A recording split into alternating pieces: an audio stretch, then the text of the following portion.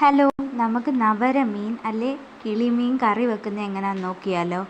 തേങ്ങ, കൊച്ചുള്ളി, തക്കാളി, മുരിങ്ങയ്ക്ക, പിന്നെ കറിവേപ്പില, പച്ചമുളക് പൊടി, മുളക് പൊടി, മല്ലിപ്പൊടി, മഞ്ഞൾപ്പൊടി, കുരുമുളക് പൊടി. ഇത് ശകലം വെളിച്ചെണ്ണ ഒഴിച്ച് നല്ലപോലെ പൊടി മൂപ്പിച്ചെടുക്കണം.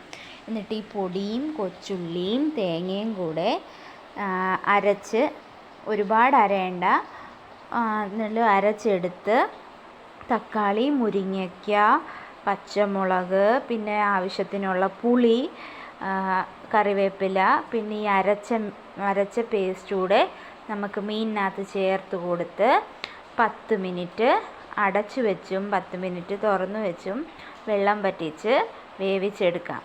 അത് കഴിഞ്ഞ് വെന്ത് കഴിയുമ്പോൾ ശകലം പച്ചവെളിച്ചെണ്ണയും കൂടെ ഒഴിച്ചാൽ കറി റെഡിയാണ്. എല്ലാവരും ട്രൈ ചെയ്ത് നോക്കണേ. ഫുൾ വീഡിയോയ്ക്ക് ചാനൽ